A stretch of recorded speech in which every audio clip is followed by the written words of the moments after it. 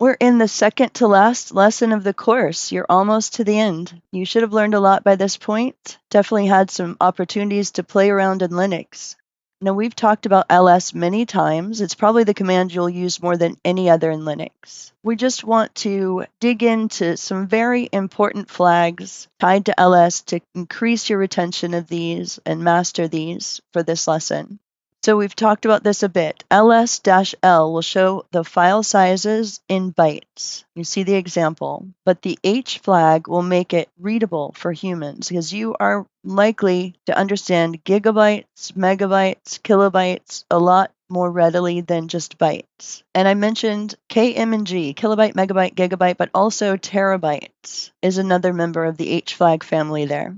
So the ls-lah, which you've seen a lot already here in this course, is a professional standard. It's a default ls command that a lot of Linux professionals use, giving you long format with all the details, include all the hidden files, and use human readable sizes. So that's one of the aliases people commonly make. You see examples here of the various reasons to use these tools.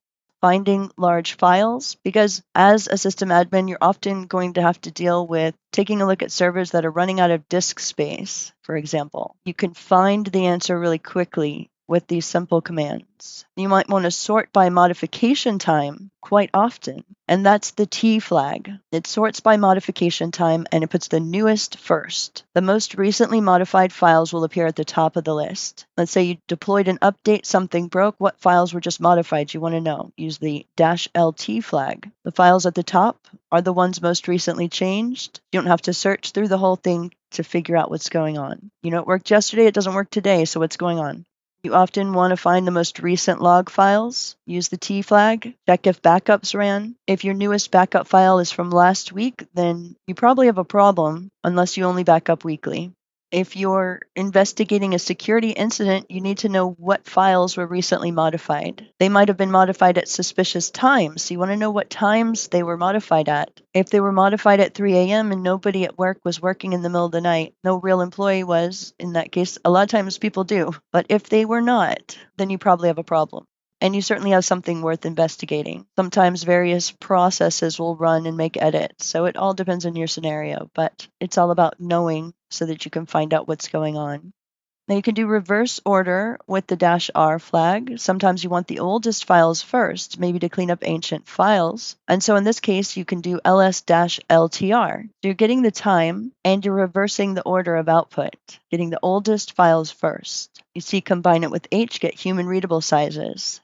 Now, uppercase S flag, capital S, sort by file size largest first. The ls-ls here, uppercase S. The biggest file will appear at the top. You can combine H for your practical use of sizes. And you see this example.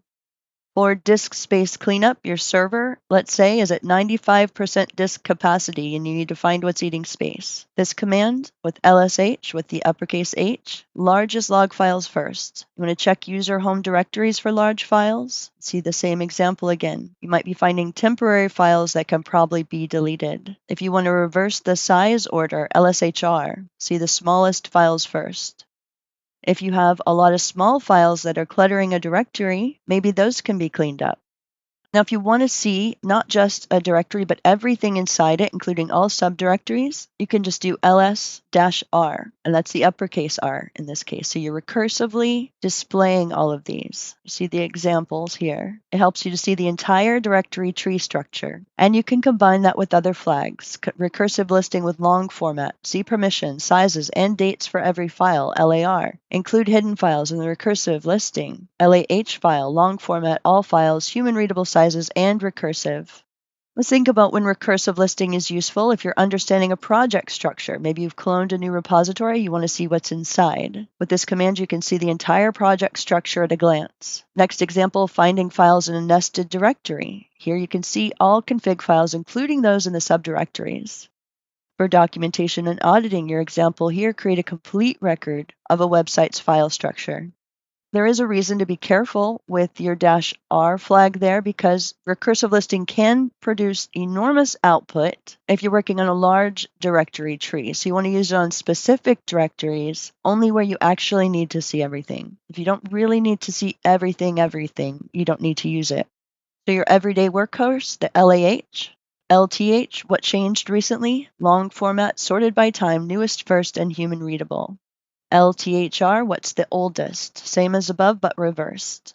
LSH, what's the biggest? So you've got the long format, S for sorted by size, largest first, and human readable. That's one that's essential for your disk space management. And LAHRC everything, the complete picture, long format, all files, human readable, and recursive. A few more flags worth knowing is the -1, that's the one per line, listing one file per line, just the names. It's useful for scripting. The -D directory itself, got an LD, shows the content of the directory if you want direct information about the directory itself.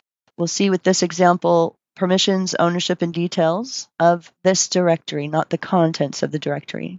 The -F for classifying, adding a character to show file types. So you want to see which of these files are directories, which are executable files, and which are symbolic links. And that's with your / directory star for executable, @ symbol for the symbolic links. Now you can use the _color to enable color-coded output. And it's often on by default in a lot of modern systems. Blue for directories, green for executables, red for compressed files, and cyan for symbolic links is the auto option. So most systems now are aliasing ls to ls _color equals auto automatically. A few more scenarios. If you're investigating a disk space alert, your monitoring system says var is at 90% capacity. Take a look at this code here. Next, if you're auditing a web server, you need to check what's deployed on the web server. See the various flags you're using here. Another example, security investigation. A system may have been compromised, and you're checking for suspicious files. See this example? And then cleaning up a user directory. A user's home directory is huge, so you want to help them clean up. So we've talked about aliases. If you find yourself typing the same ls combinations repeatedly, create aliases. You want to add them to your bashrc file. Take a look at these options, your common ls aliases you can create. Now, after you create the alias, you want to reload your shell. Once you do that, the alternatives shortcuts you created will give you exactly what you aliased them to give you.